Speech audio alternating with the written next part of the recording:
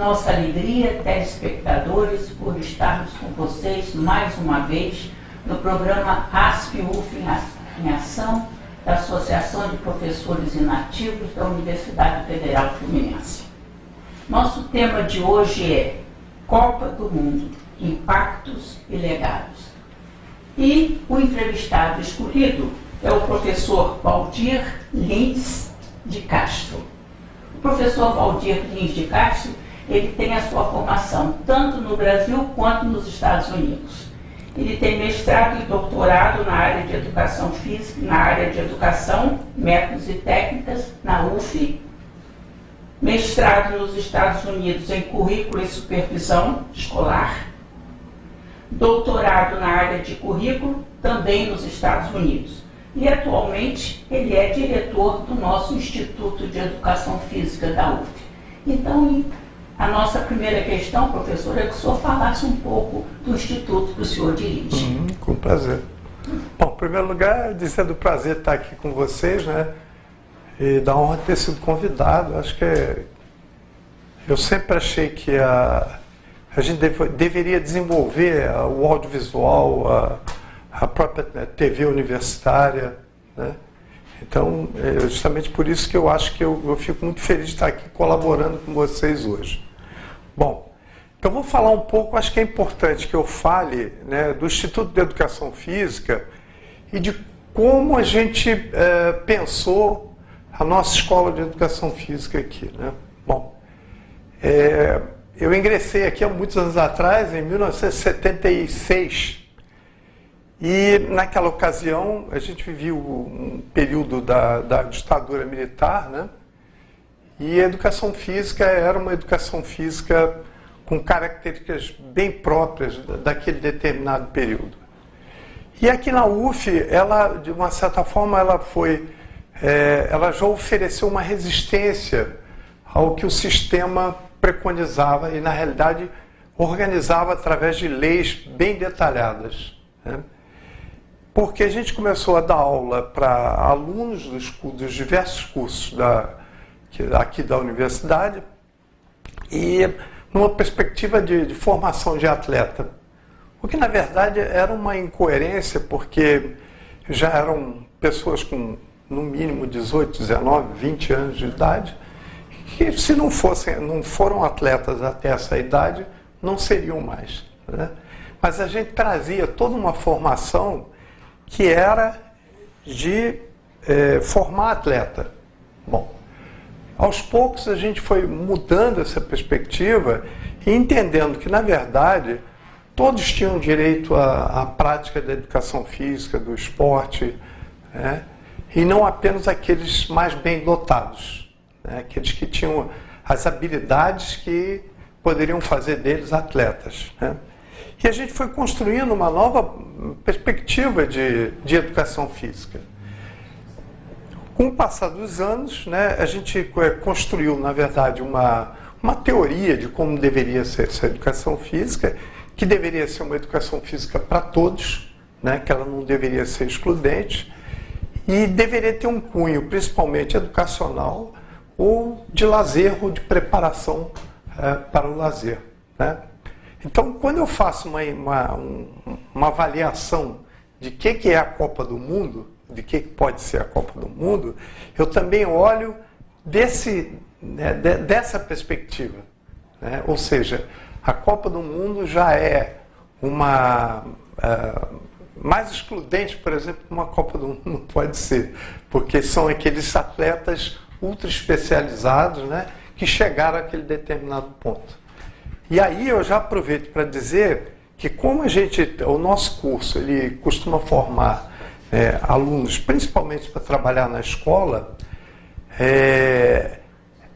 todo esse clima criado em torno da Copa do Mundo, né, que na realidade, de divulgação dos atletas e que acaba influenciando a juventude no sentido de querer se tornar um atleta como aqueles que vão estar ali presentes na Copa do Mundo, isso não contribui para esse tipo de educação física que a gente procura desenvolver na escola, né? Porque seria uma educação física e um esporte, na realidade, excludente. Então a gente entende que, inclusive, como fator de divulgação do futebol e de influenciar os jovens, por exemplo, para a busca do esporte, para a busca do futebol principalmente, ele também vem assim numa direção, num viés que não interessa quando nós pensamos o esporte para todos. Sim, professor. Muito interessante essa sua visão. E o que o senhor pode nos dizer sobre o surgimento do esporte? Isso é uma outra coisa que eu acho que é interessante. Por exemplo, existem várias vamos dizer assim, teorias e concepções em torno de aonde surgiu o esporte, como surgiu o esporte, né? E, em geral, o que se diz, assim, o mais divulgado é que o esporte surgiu na Grécia Antiga, né? E se nós formos olhar, inclusive com base em algumas atividades que nós ainda temos, como o atletismo, por exemplo, a gente vai entender, olhou o movimento, por exemplo, do lançamento de disco. A gente tem aquela estátua do Discóbulo, né, que é famosa. Quando a gente olha a estátua do Discóbulo e olha alguém lançando um disco hoje, apesar da técnica ter mudado, né, e haver toda uma tecnologia, inclusive, desenvolvida em torno disso, o movimento é bastante semelhante. Aí a gente poderia dizer, né, bom, o esporte surgiu na Grécia Antiga. Eu diria que não. Porque, na verdade, não é o gesto que se assemelha que caracteriza a atividade. No meu entender, o que caracteriza a atividade são os objetivos com que essas atividades foram criadas. E isso tem a ver com a conjuntura e com o momento histórico quando elas foram criadas. Então, se nós formos para o período da Revolução Industrial, no século XIX, a gente vai ver que foi nesse momento que, na verdade, surgiu o esporte com as características que nós viemos até hoje. Então, por que isso? A Revolução Industrial, com o desenvolvimento da indústria fabril, né, houve a necessidade de criar novas regras nesse período. As pessoas viviam em feudos, né, em grupos familiares que tinham normas de convivências próprias e, de repente, se viram obrigados a se deslocarem para as grandes cidades e viver em grandes conglomerados, né? Como essas normas familiares elas eram daqueles determinados grupos, obviamente que cada grupo tinha normas próprias, embora de uma certa forma semelhantes, né? Então a vinda dessas pessoas para a cidade, para viver nesses conglomerados, acabou criando a necessidade de se estabelecer regras de convivência. Então foi um período onde o estabelecimento dessas regras de convivência se tornaram necessárias, inclusive para o trabalho na fábrica, né? Se a gente vê, por exemplo, o trabalho na fábrica, ele passou a ser regrado pelo relógio, o que não acontecia no período anterior, né? Então tudo isso levou ao surgimento dessas regras, que foi justamente o que aconteceu com o esporte. O esporte, que era essa atividade semelhante ao esporte que existia antes, ela não tinha essas regras detalhadas que passaram a ter nesse determinado momento, e que foi, inclusive, o que possibilitou a divulgação desse tipo de atividade para outras partes do mundo, inclusive. Muito obrigada, professor. Nós sabemos que as Copas do Mundo elas têm apresentado assim, diferentes características. Então, nesses minutos finais desse nosso primeiro bloco, eu gostaria que o senhor destacasse alguma coisa sobre essas Copas do Mundo. Uma das questões que a gente pode destacar com relação às Copas do Mundo, né? A gente vê a importância da Copa do Mundo eu acho que a grande importância dela hoje, na realidade, é comercial, né? O esporte se tornou uma grande mercadoria e o futebol em particular. Não? Então, com o esporte e junto com o futebol, no caso, se vende tudo hoje. Então, a gente percebe, por exemplo, as camisas dos clubes de futebol, né? Quando a gente olha a camisa de futebol, tem lá, ele vende junto a propaganda da Unimed, da Petrobras, enfim, do que for. Coisa que há uns anos atrás, para os mais velhos, né, a gente pode bem recordar que isso não acontecia. Então você hoje compra a camisa de um clube, ela é cara, né? E a pessoa que compra ainda faz uma propaganda de forma gratuita, né? Para esses patrocinadores, na verdade. Isso é um pequeno detalhe, né? O direito de transmissão, por exemplo, direito de transmissão, só para... Eu tenho um dado aqui, foram 5 bilhões que a FIFA já arrecadou até o momento, só com patrocínio e transmissão por televisão, né? E já de antemão eles estão dizendo que essa foi a Copa do Mundo mais rentável até o momento, né? E isso é um pequeno detalhe, porque se a gente for caminhar, aquelas placas que tem em torno do campo de futebol hoje, que também não existiam anos atrás, né? Aquilo tudo é vendido ali no entorno, né? A gente tem os garotos propaganda, você tem, por exemplo, uma Coca-Cola, que é uma multinacional e que torce pelo Brasil, né? Nas propagandas está o tempo todo lá fazendo propaganda do Brasil, como se a Coca-Cola tivesse realmente, fosse realmente brasileira e torcesse pelo Brasil, né? Os garotos propagandas, como o Neymar, o Messi e todos os outros aí, né, estão o tempo todo na televisão, né? E a gente pode falar sobre uma série de outras coisas. Mas nós vamos continuar a falar sobre a Copa do Mundo no nosso próximo bloco, né? Porque nós agora estamos terminando esse primeiro bloco, mas fique conosco, telespectadores, porque dentro de instantes nós estaremos continuando o tema Copa do Mundo, Impactos e Legados, com o professor Valdir Lins de Castro.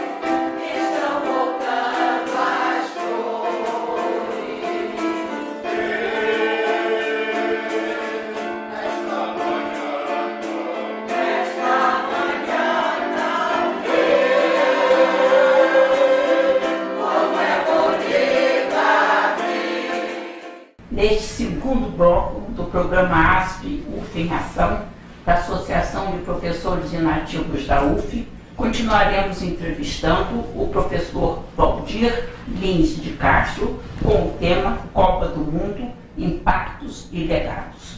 Queremos iniciar esse segundo bloco pedindo ao professor que fale um pouco sobre as Copas do Mundo, suas características, suas políticas. Vamos lá. Bom, acho que vale a pena retornar um pouquinho ao início do século XX, na realidade, final do século XIX, onde foram reorganizadas, na realidade, os Jogos Olímpicos, que são chamados Jogos Olímpicos Modernos, né? E, na realidade, o futebol teve presente nesses segundos Jogos Olímpicos, né?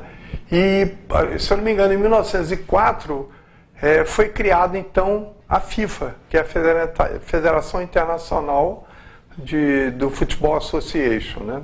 Bom, e é interessante que hoje, quando se fala em FIFA, para mim, a FIFA é, na verdade, uma grande multinacional. Ela deixou de ser uma federação e passou a ser uma grande multinacional. Bom, É interessante, talvez, assim, detalhar que o primeiro presidente da FIFA, ele lutou para que os jogos fossem amadores ou permanecessem amadores, que era uma coisa mais ou menos da época. O mesmo acontecia com os Jogos Olímpicos, né? E ele acabou sendo praticamente deposto, saiu da direção da FIFA justamente por isso, porque interessava aos que já haviam se profissionalizado, né, que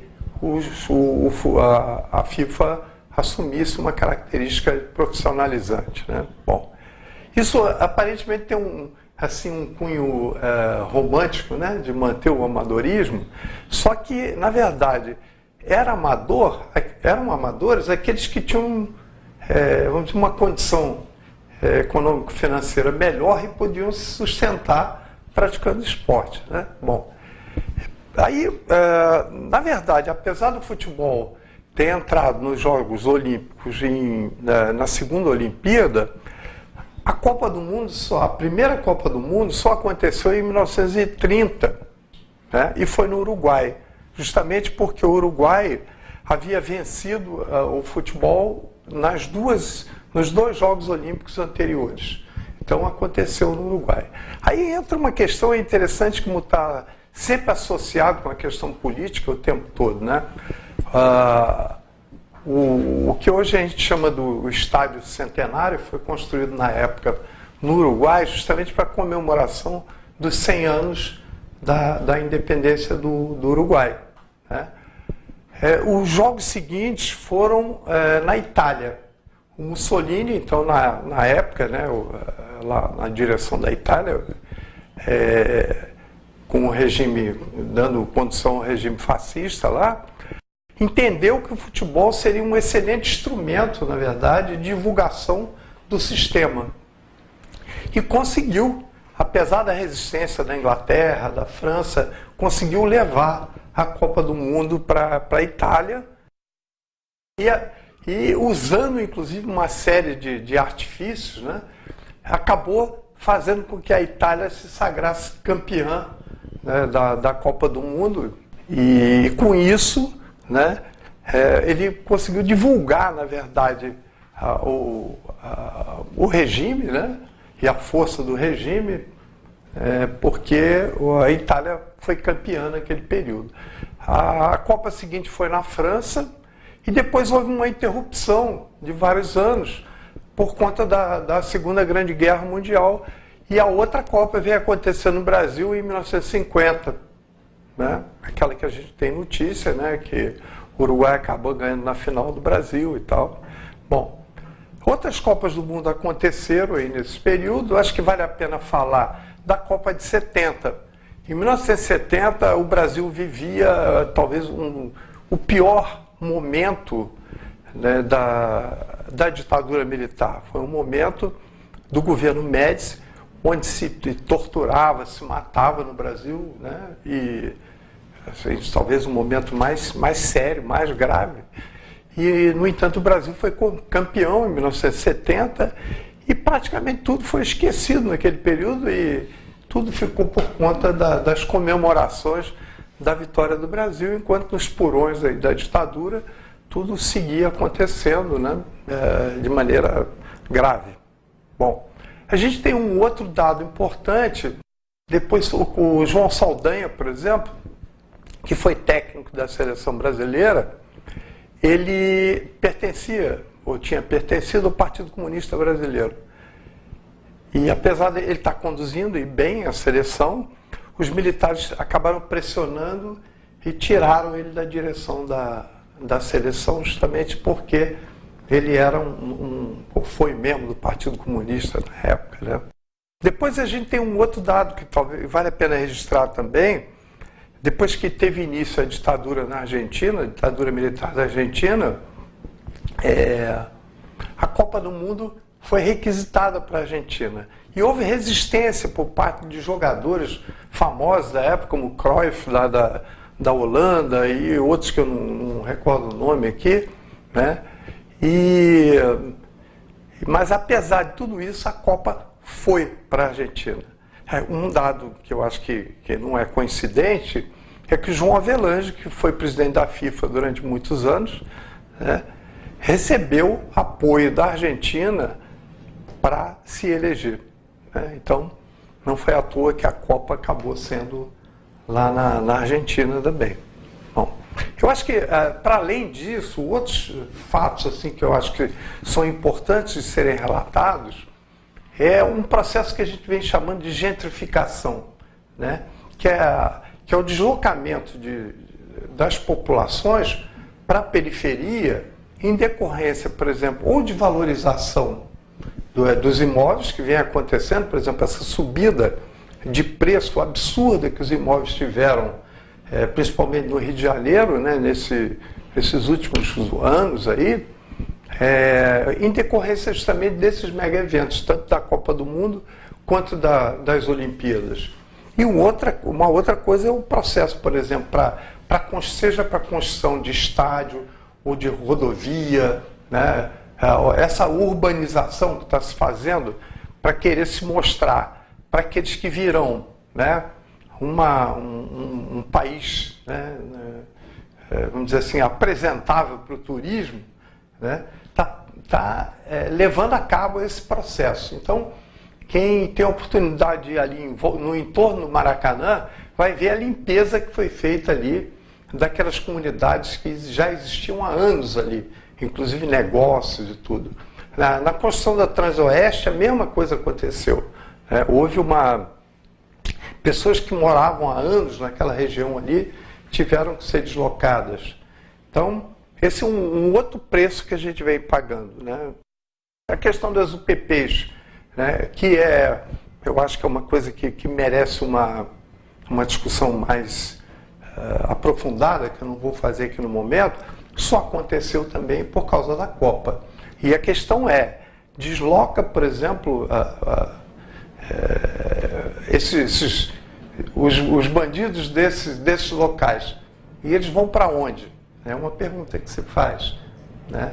Então a gente tem uma série de coisas que vem acontecendo que são em decorrência da organização desses mega eventos, né? Acho que vale a pena a gente falar sobre os estádios, né? Por exemplo, a construção dos estádios. O estádio do Maracanã, por exemplo, a gente tem notícia que cerca de 208 mil espectadores estiveram na final do jogo do Brasil com o Uruguai, né? Isso porque os portões acabaram sendo arrombados e tal, então perdeu-se um pouco os dados assim, de quantos espectadores foram, né? Hoje está reduzido, eu não tenho certeza, por volta de 65 mil lugares no Maracanã, né? Isso implicou em quê? Implicou, obviamente, num aumento dos ingressos. E isso aconteceu o quê? Foi havendo a exclusão daqueles que têm um poder aquisitivo menor. Por exemplo, eu lembro, eu era garoto, eu assistia jogo na Geral do Maracanã. A Geral acabou, né? Que tinha um preço bem acessível. A colocação de lugares nas arquibancadas e a redução do número de lugares no Maracanã fez com que as pessoas excluíssem as pessoas, né? E aí a gente tem outras coisas absurdas. Por exemplo, a África do Sul, né, é um retrato disso aí. Foram construídos estádios que agora estão praticamente sem uso, né? Aqui no Brasil estão sendo construídos estádios em locais onde, se a população toda for para dentro do estádio, vai sobrar lugar, né? Então a gente tem tudo isso, né, são fatos que poderiam ser melhor discutidos, investigados, né? Mas infelizmente isso não é feito, a coisa é feita de uma maneira sodada. Com relação, por exemplo, ao turismo, né, eu li um dado sobre o turismo na Inglaterra durante a Copa do Mundo. O que aconteceu é que a gente tem ideia de que esses mega eventos, eles trazem o turista.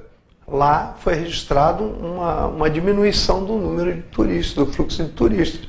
Não sei se no Brasil aconteceria a mesma coisa, acho que são situações diferentes, né?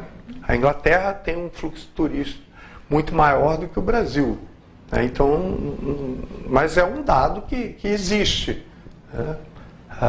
Enfim, e sem contar tudo isso, né, há um grande investimento, vamos dizer, no Brasil hoje, por conta desses mega eventos e, sobretudo, na cidade do Rio de Janeiro. A pergunta é por que isso não pode ser feito em outras ocasiões, só nessa ocasião. Aí tem um argumento que se diz, que é o seguinte, a iniciativa privada o dinheiro vai sair da iniciativa privada, mas isso nunca acontece. Quem acaba custeando é o Estado e, obviamente, nós. Infelizmente, nós estamos chegando ao término desse programa e nós queríamos passar mais uma vez a palavra para as suas considerações finais e nós terminaremos o programa. Bom, mais uma vez agradecer a possibilidade de estar aqui conversando com vocês, né? E falar de alguma coisa que a mídia hegemônica não dá a oportunidade de ser falado, né? Então a gente pode aqui fazer comentários e estar falando de coisas que, de um modo geral, as pessoas não têm oportunidade de ouvir ou falar. Muito obrigado. Nós agradecemos ao nosso entrevistado, o professor Valdir Lins de Castro, e, por favor, vocês continuem conosco nos próximos programas que nós faremos aqui na ASP-UF. Para se comunicar conosco, pode telefonar, vir à nossa sede e vejam os nossos programas também, podem ser acessados na telinha, no